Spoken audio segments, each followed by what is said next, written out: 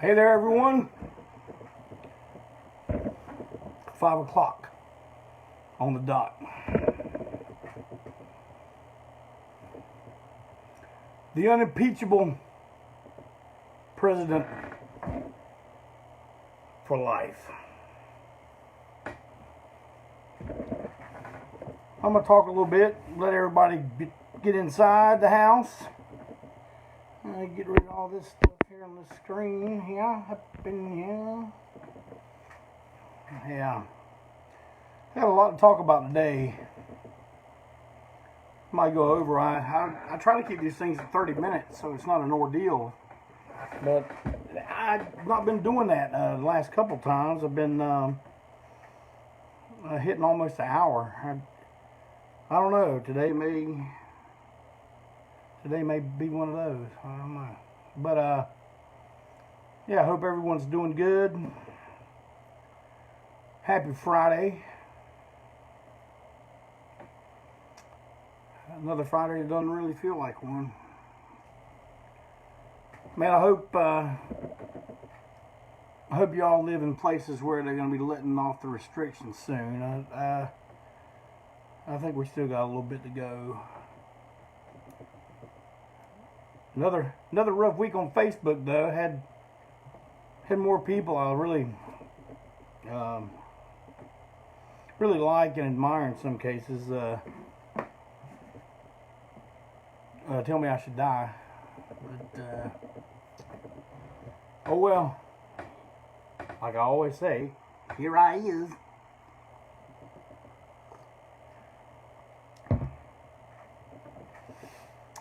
The first thing I want to talk about, I'm going to let a few more people get in though.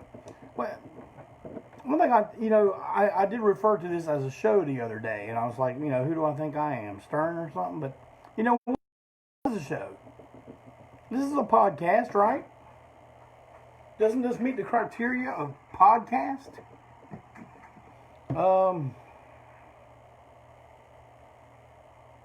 Maybe it's a show that has the production quality of something on PBS. Well, not PBS anymore. They got granted like $400 billion dollars during the COVID crisis. So yeah, it wouldn't be that. I guess it'd be cable access. This is like a cable access version of podcast, or like a show, and it's going to be a show. You know what? My good friend, the Dean of Sods, he's been making my little advertisements that I'm posting on Facebook, and he started calling it Break On Through, and you know what? That's going to be the name of it. Break On Through with Jeff Clayton. Y'all like that? Break on through? Because what we're doing is we're breaking on through to the other side. And what I'm going to do is tell y'all during lockdown the greatest story ever told. And I'm going to lay some heavy truths on you. I think I've laid some on you so far, and as the story gets deeper and deeper, there's going to be more. It's going to be hard to navigate around, but the way I see it, I told you there wasn't going to be a documentary, and I really don't believe there ever will be, not until I'm dead or something. But this way, you get to hear all the stuff from me. And it's not going to be a retelling of what happened and a retooling for people's feelings and to keep up with PC culture and stuff like that. You're going to hear it from me, and I'm going to tell you the truth, the real truth.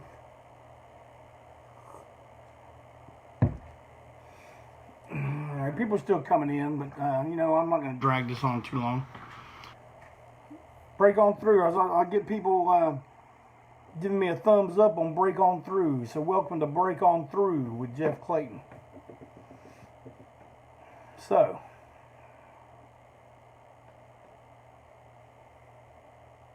day before yesterday,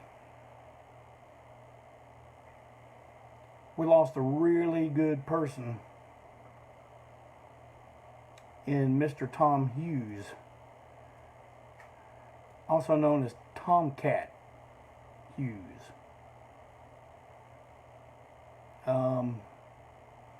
He was a member of Hell Stomper, Polecat Boogie Revival, Lookout Mountain Daredevils, and the Tomcat Torpedo Band. As you can see, I'm wearing a shirt. This shirt was handmade by Tom himself, and he sent me one. I mean, of course, I appreciate it. Man, I hate doing tributes. Not that the people being paid tribute to don't deserve it. That's not the case at all. That's not why I don't like doing them. I don't like doing them because I've done a lot. And it's just one of the pitfalls to getting older, I suppose.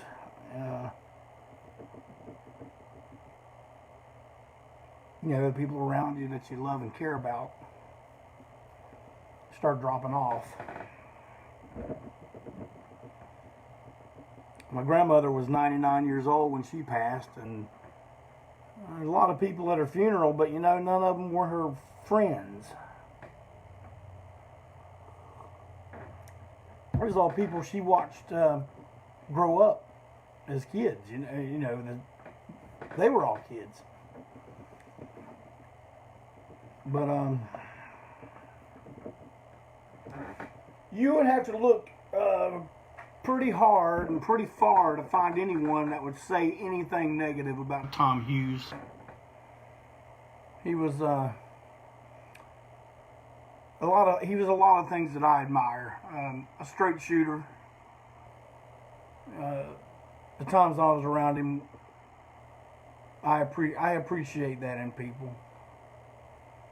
I tried to be that myself.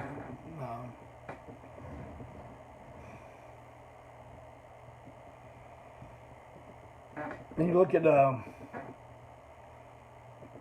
his Facebook post, you know, all the things he would do with his son, Sam Whalen. And this is going to be tough, y'all. He was the kind of dad I always wanted to be.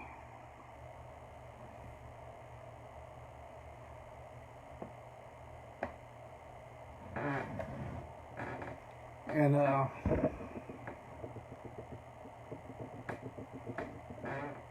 over the last few days, I've been thinking a lot about Christy, his wife, and Sam.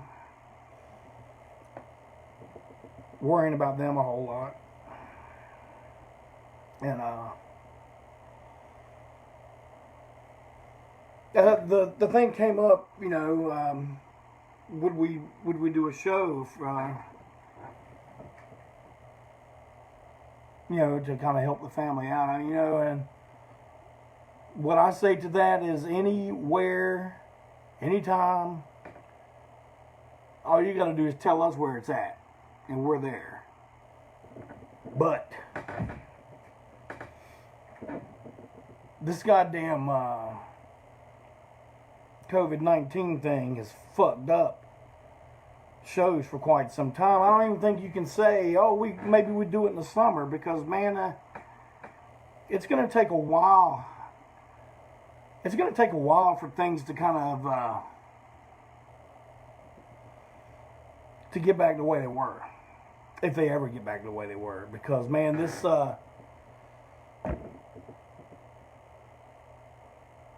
over paranoid mindset is going to be a thing now. And it's going to, you know, when people were always whining and crying about support local music, support the scene, boy, you're going to hear crying like that when this stuff lifts. You're going to hear that like crazy. Me, I've always been a guy that did the whole support what you like. What do I know though?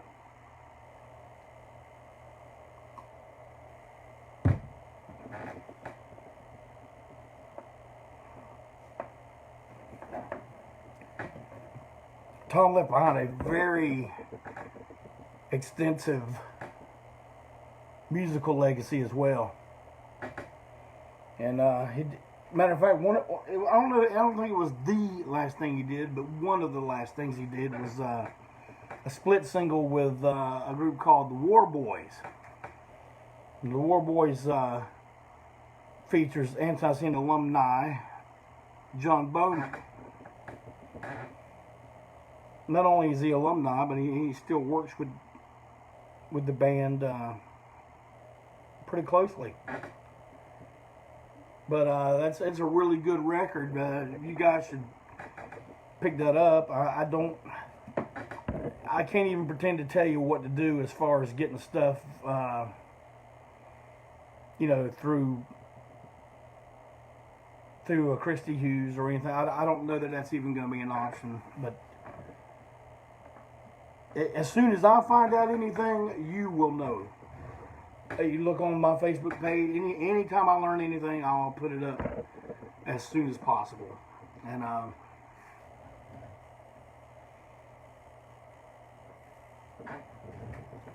I've not heard anything about funeral arrangements either. So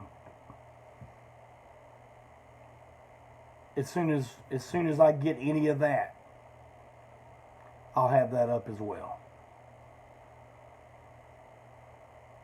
But all I can say is, if you're out there and you have a drink in your hand, let's all drink one to a great man, Tom Hughes.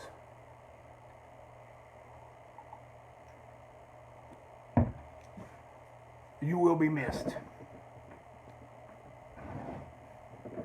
You are missed.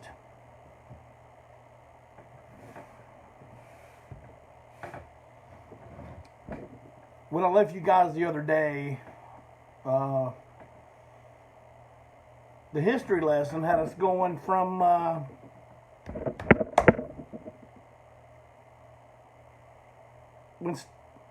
when Doug, we told you about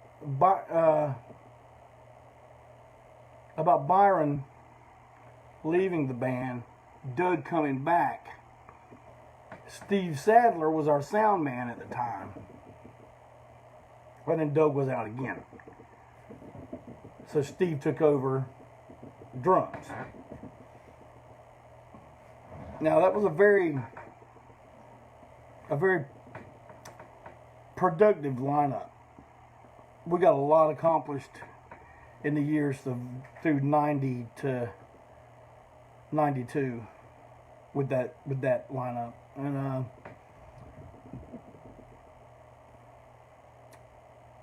it was one of those incidences where we went outside the family, kinda. I mean, we were letting Steve get in as sound man, but not the family so much as the circle. But we tried to make it work, and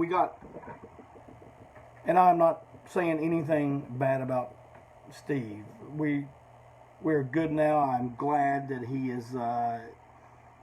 He comes around and participates. And so he was at the 35th anniversary show, and Steve even sang with us on the Christmas 12-inch that we put out this past winter. But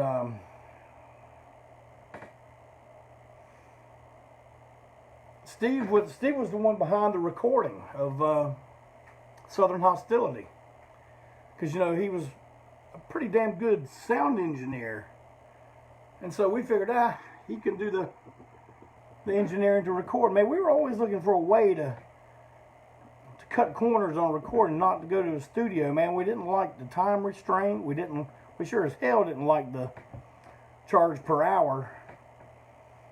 But he borrowed some kind of tape machine, a Fostex tape machine. And even for this time, it was a rare model because it had some kind of really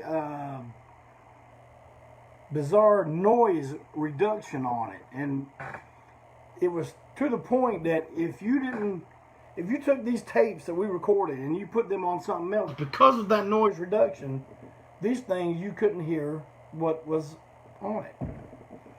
Which has made what I'm about to tell you very difficult.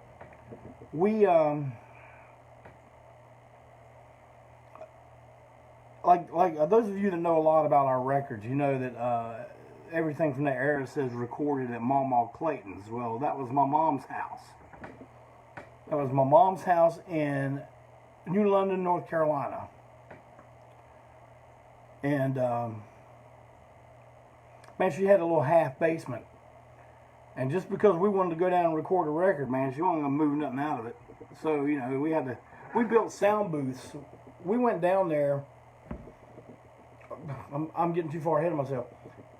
What we did was to maximize the use of that Fostex recorder and the reel-to-reel tape that we had. And Steve lived in Myrtle Beach. And man, I'll give it to him, man. He would drive from Myrtle Beach to Charlotte just to practice. If we practiced 2 times a week, he'd do it 2 times a week. That's dedication. I appreciate that. I don't expect people to do that kind of stupid shit, even though we ended up doing stupid shit like that way up until, you know, recently, I guess. But anyway, we had a show booked the night before we went to record. Now, again, everything that we're doing at this point is still kind of a learning process, and we thought it would be a good idea. Hey, let's play a show that night, and then we'll be good and practiced up, you know, show ready, and then you know, my voice will be all broke in and everything. But at that point, I didn't understand the importance of a good night's sleep and the performance of your voice. So we play a show here in Charlotte at a all-ages club called Weekends. And I don't think we had an opening group that night. I think we played 2 sets. And so far, in ANTiSEEN history, the only thing that has been used from that live recording we did was the B-side of this record right here that came out on Jettison Records. The A-side was the Talking Heads cover, Psycho Killer. But the B-side was a song we called Heavy Mud, which was a slow version of Drug Through the Mud from Honor Among Thieves. Played much different. And the club was not called it was called Weekends, but then the club's name changed to the Blowout. And that date that we did that was on, well, it was this month, May 31st, 1991. So June 1st would have been when we went into Mama Clayton's studio to record Southern Hostility. And man, you know, we showed up that morning like around, I don't know, like 6 o'clock, 7 o'clock in the morning, because we were building sound booths where we put Steve under the stairwell and built a little sound booth. You know, we had old shower doors and stuff like that. And we made a vocal booth. And we had Joe. Joe at the time was using a Mesa Boogie amp, and and a wireless unit. Well, the wireless unit came later in the day, and Tom, had his rig and his Rickenbacker over on this side of the basement. So, Steve would have to come operate the machine, run back behind the kit, which is probably why there was these long pauses of white noise between all the songs. And I'm going to come back to that in a minute as well. But, and man, I'll tell you, it's June in the Carolinas. It is sweltering. We had to cut the air conditioner off so that the air conditioner vents wouldn't run and the mics would pick them up. Even though when you hear Southern Hostility and how noisy it is, I don't think it would have made a difference one way or another. But during the day, there were electrical storms coming through all day and most of the night. So we'd play, we'd get, a song or two down, and then all of a sudden, the sky turns black. It's thundering and there's lightning everywhere. So we just go outside and sit on the porch, watch the storm, and wait until it passes. And we go down there and record a couple more songs. And man, we must have stayed there pretty late. My mom was pretty upset having to be gone from her house till, around 10 or 11 at night. But the wiring down there was such that when Joe tried to play his amp through, just with a cord, it just made this. It wasn't the loud distortion hiss that we wanted. It was this other noise coming out of somewhere, and we found out the only way to stop it was if he plugged in his wireless unit. And he's standing 2 feet away from the damn thing, but that's the only way we could get rid of that noise. So, Southern Hostility was recorded with him using a damn Mesa Boogie and a wireless unit. But, yeah, we were getting shocked like crazy on microphones, and then eventually it just got to be so much for Joe as like he was just like, man, I'm done, and he packed his stuff up and he walked up the stairs and he went home, which left me, Steve, Tom, and Todd Goss there to finish things up. So when it came to stuff we wanted to do for overdubs and highlights, man, we just did it. And I don't know, I guess Joe didn't take his guitar because one thing he didn't know we did is at the end of Self-Destruction, how the record ends, it goes self-destruction. Me and Tom hit a chord together. Boom! And with feedback squealing and everything. And we took this big, it was a Clorox bottle, a brown Clorox, but it's old, But we took this bottle and just threw it into this bucket and broke it. We wanted to get the glass breaking sound. But all we got was the bucket thud, like, and then we hear some, it didn't come out as dramatic as we wanted it. And man, the passing back of these tapes, we had to wait and go get the thing mixed. And when the final thing came out, man, me and Tom hitting that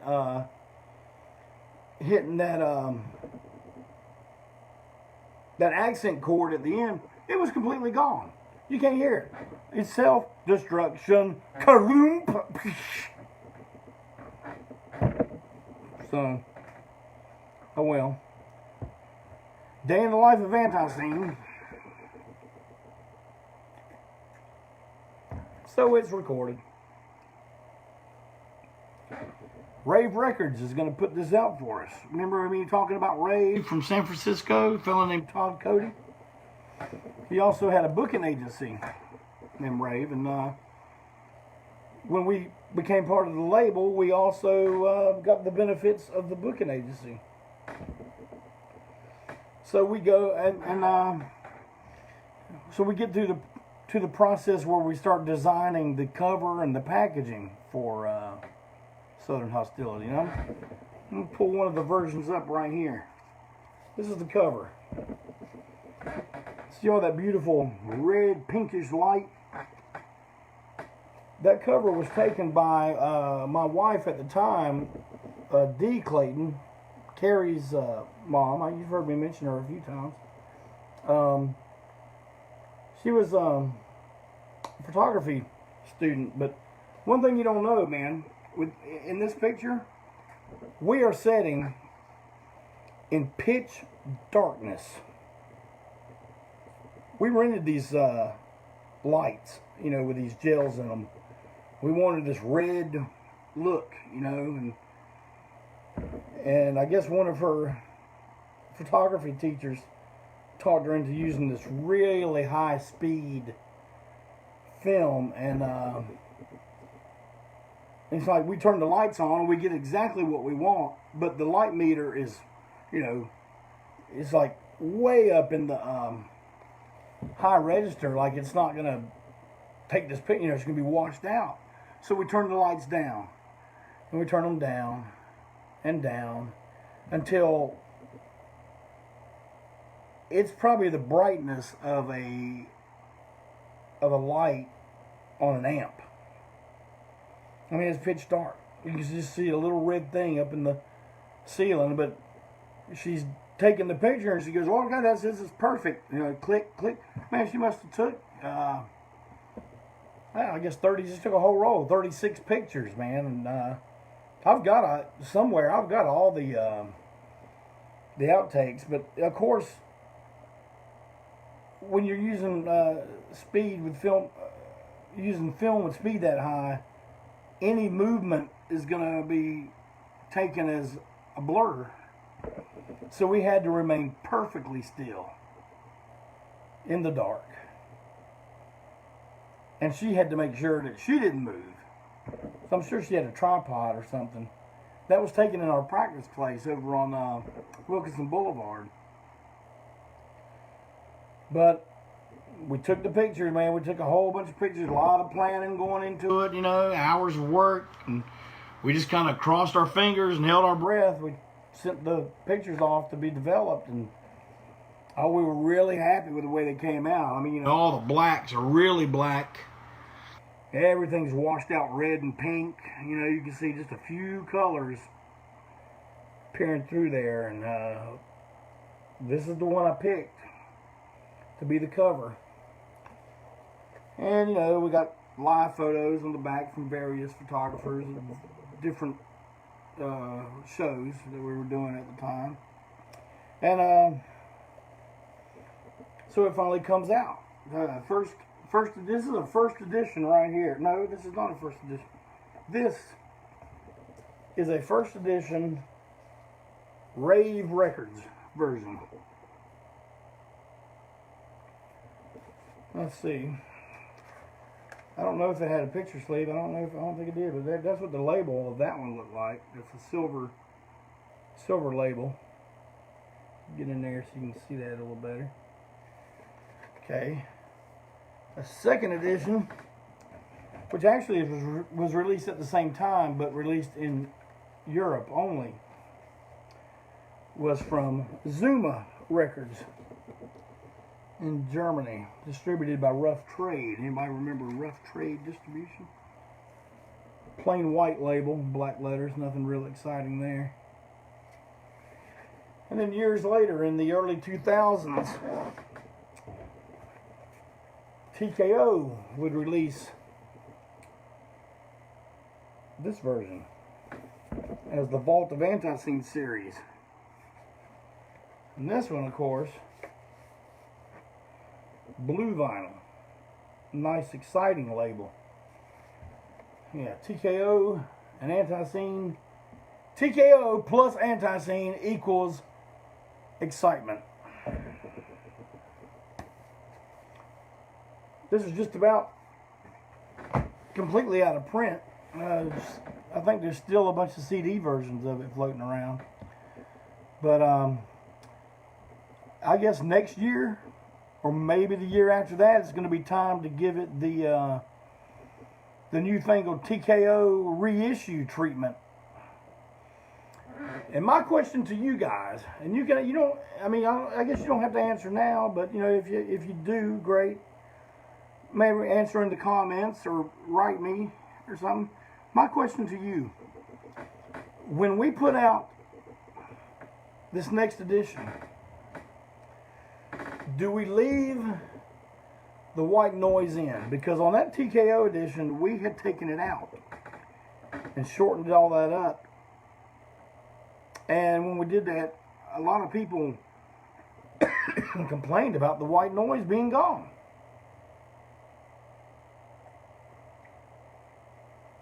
So what do we do with the reissue? The original way, white noise intact? Or the later way, white noise reduced? Either way, it's going to get remastered for maximum sonic overdrive power. But Southern Hostility was the first tour we ever did to Europe, touring for that record. First complete U.S. tour we ever did, touring for that record. The t-shirt used to be the Piz drawing of the punk rocker getting stomped. It says, taking the hostility out on you in 92. See, we were even clever back then. Also recorded at that same session at Mama Clayton's was the Psycho Killer side.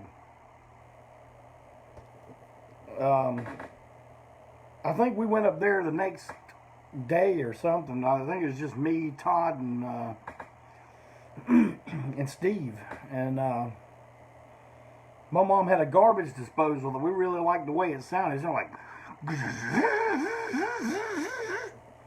and we recorded that and put it on here. And one of my mom's friends was over, and her daughter was there. And we said, "Hey, will you do us a favor and scream for us in this microphone?" You know, and yeah, she did. And all that came together on this record right here. The next record that came out of that session was Sympathy for the Record Industry. Fuck all y'all, and it looks good for them to care. It Looks Good for Them to Care was a Steve Sadler original. He wrote that in one of his bands. Man, this record came out in so many different variants of vinyl. I, to this day, don't know how many different ones there were. I know there was a whole group of opaque, a whole group of transparent vinyl, and had that great artwork by the Piz, who is no longer with us either. But fantastic stuff.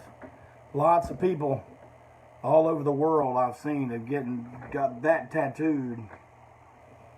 They call it their ANTiSEEN tattoo. And it is.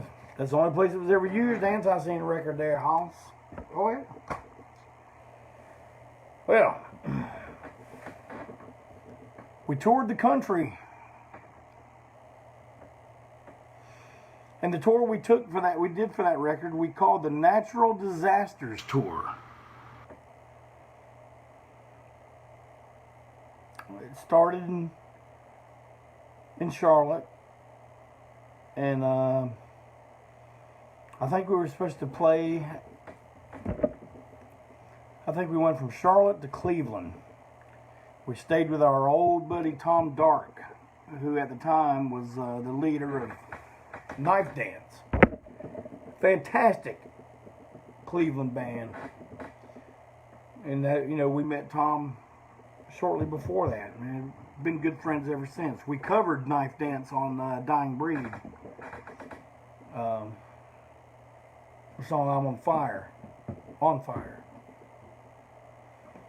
But so while we're at Tom's, we find out that our show in Peoria, Illinois is canceled. Why is it canceled? Because the day before the show, the promoter decided to read our press kit. That's why the show was canceled. And I think Bloody Mess had something to do with it. I think Bloody might have been setting this whole thing up. So you put on a Bloody Mess show, but you can't put on a little old ANTiSEEN show? Oh well. Next stop, Chicago.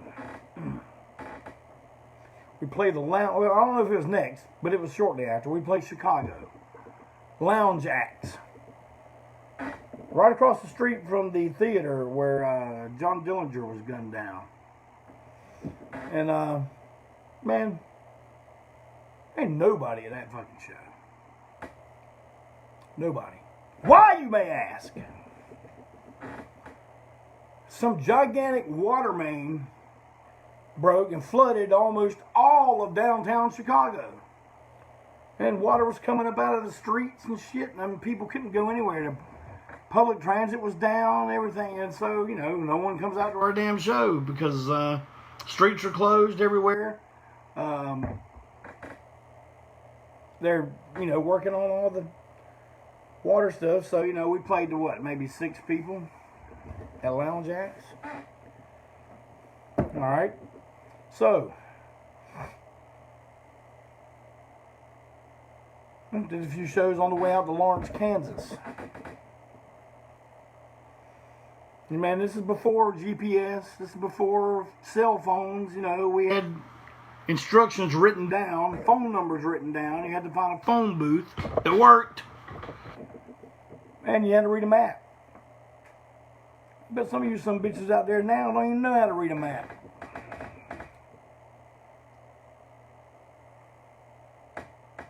Damn, I left a tea bag in there. But, man, we're driving around Lawrence, Kansas, and we're getting the address to this place, you know, and we probably had to stop and buy a map of Lawrence. And we're figuring out we're on this long dirt road, and we're like, man, there ain't no fucking way a club we're playing is out here. Boy, was I wrong.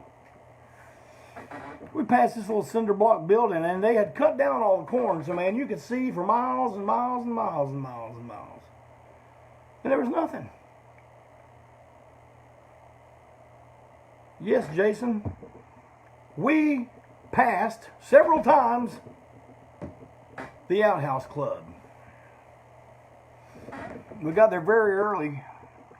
I posted a picture on the ANTiSEEN page yesterday or today, I don't know which, of us standing out there. I think Todd Goss must have taken the picture. And I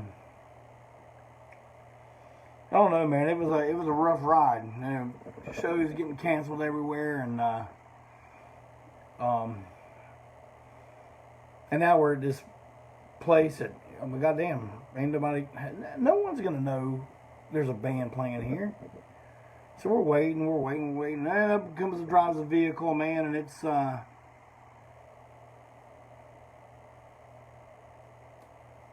P.P. Urino and the Widowmaker. For a minute we thought it was Kyle Petty, but it wasn't. It was the Widowmaker from Lawrence, Kansas. And these fellows are in a band called Cocknoose. They asked specifically to be on this show.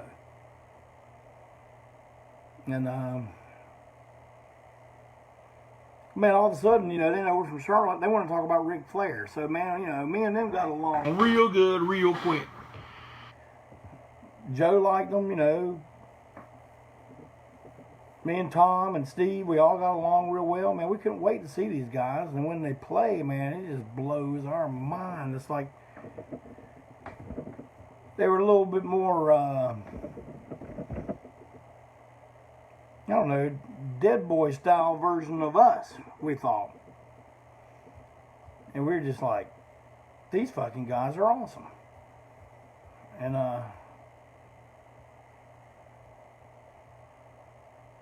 before we left the show that night,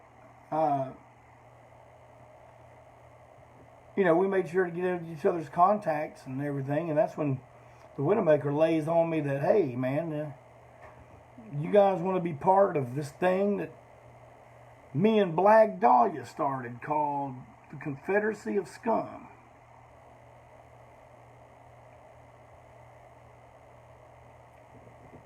Yeah, if it means, you know, an association with y'all, you know, we knew Black, and so yeah, we'll be part of the Confederacy of Scum. We didn't really know what that meant at the time, but as the history lesson goes on, you will learn that it meant quite a bit. Well, that's where the history lesson is going to stop right now. But remember last week I told you I had a big surprise for you this week?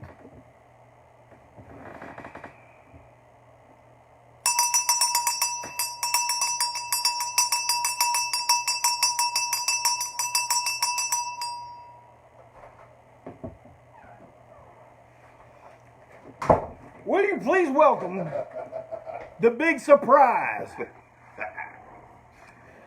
What's happening? Mr. Bill Cates. You know, we need a little more cowbell. Yeah, there you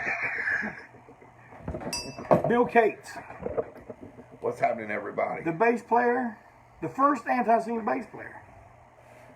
The first one. Long time ago. As you can see, we're not practicing very good social distancing, but we have to fit in this phone screen somehow. Hey, if he and I are both still standing, we don't have to worry about that.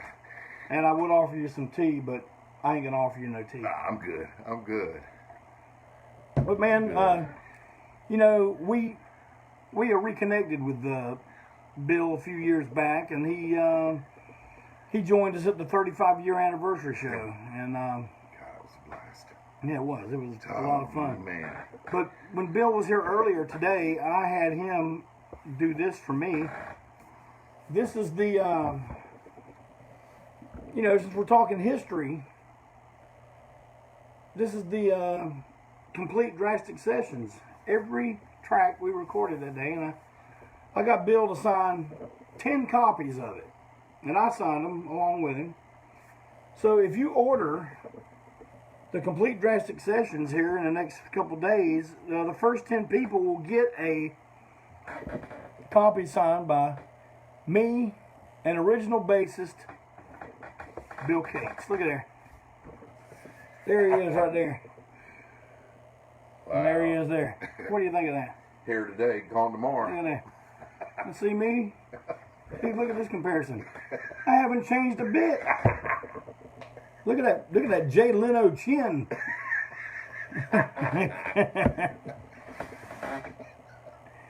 Everybody say hey to Bill. Bill say hey to everybody. Hey, everybody. But yeah, and another reason I wanted to have Bill along. The other thing we want to talk about is yesterday. 6 years ago, yesterday is the day we lost Joe, and but we're gonna try to not make it heavy. We're gonna talk. Me and Bill are gonna talk about some of the fun we had back then, you know. Hell yeah. And what I want to say to everybody is that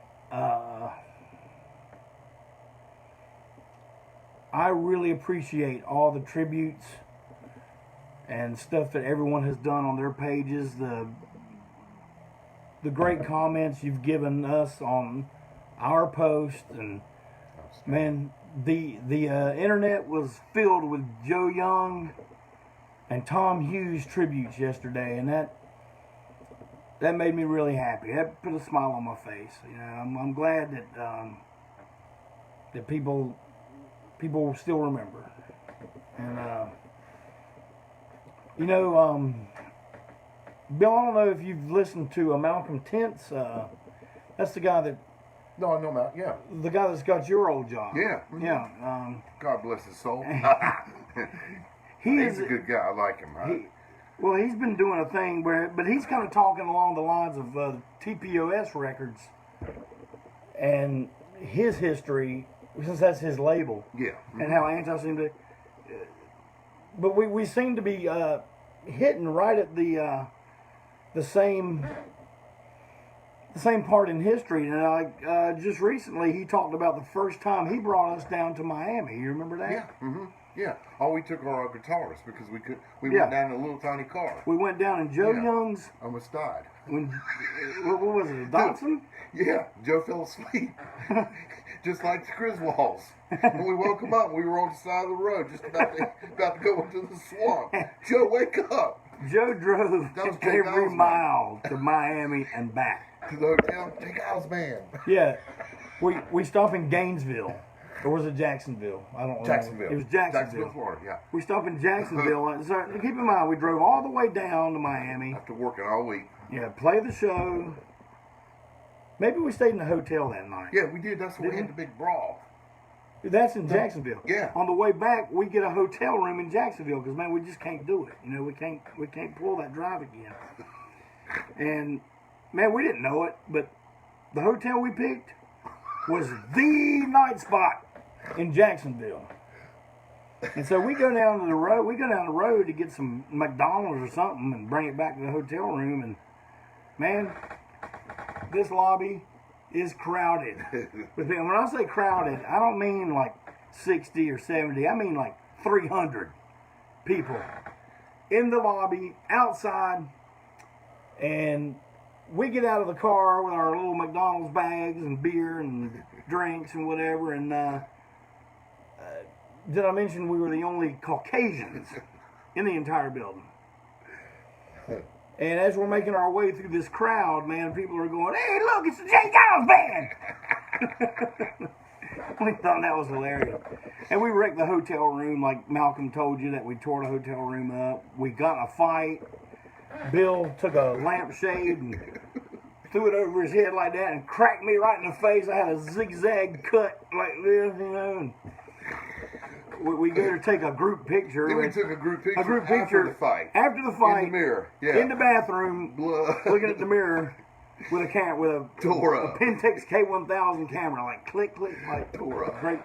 We actually used the damn picture on a flyer. Hell, it looked badass. But, Fresh battle scars. But man, Miami was a crazy night. That was a crazy night. Almost got lost down there after the show. You were asking me a while ago about us playing with Scream Yeah, I forgot. in Greensboro. I forgot about it till you brought it up. That was one of the few shows I had forgotten about. Yeah, we played with Scream. Now this is before their famous member had joined, but Scream played the Milestone the night before to like us. Yep. And then we went up to Greensboro and played with them the next night. This is when we're still doing the Flea Market Alice Cooper show. And they were just like, I met one of those guys much later. I think we were playing a beer Olympics with Iron Cross, and if I'm not mistaken, I think this guy was playing with Iron Cross, but he was the drummer, and he's like, man, I remember you guys. You guys were the craziest band. Yeah. You know, with all the blood and the heads and burning shit and knocking shit over, gunpowder. Don't forget the gunpowder. Stinking the whole damn club up. But yeah, man. How about Joe, though? Yeah. I am in the house where Joe passed away. He actually passed away in the driveway of this house. This house is being rented to them by a good friend of all of ours, Teresa St. Germain. And years later, after Jeff had to go, the house was offered to me and my wife, and we bought it. And I don't know, I just kind of felt like the day that we were here, when I got the call about Joe, man, everybody came to be by Jeff's side immediately. We took shifts staying with him you know, like people would stay 3 and 4 nights Family. sometime, you know, just. But I just felt like, you know, it kind of made it real solid that this house was a home of this family, and it is for now. And It's also like the Rock and Roll Museum. yeah, I got a lot of crap in here, but Awesome. but I just, you know, I mean, there's not a whole lot. Well, I mean, I could talk all night about Joe Young, and you know, Joe's a constant in the history of this band. So the more I do these, you know, the more you're going to hear about Joe and the relationship with me and Joe that was really tight, sometimes strained, sometimes estranged, but you know, we loved each other till the end. We always did. Guy. And so I guess, Bill, I'm going to go ahead and wrap it up. Okay. But I was just going to remind everybody that Malcolm will be doing his show Sunday at 5 p.m. And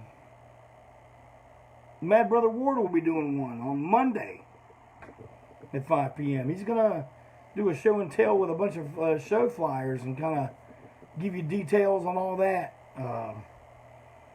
You know, while he shows you the flyers. So I think it's going to be pretty good. That's a good idea. And I don't know, maybe one day we'll get Barry on one of these. But thank you, Bill. We don't. Thank you. Not I afraid appreciate of it. COVID-19. Always an honor. Always an honor.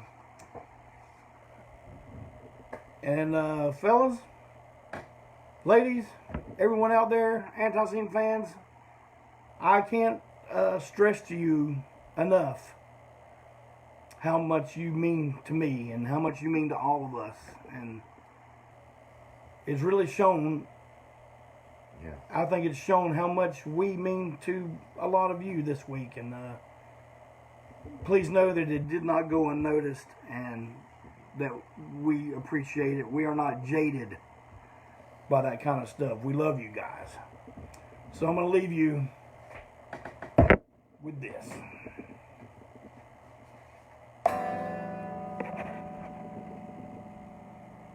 Break on through to the other side.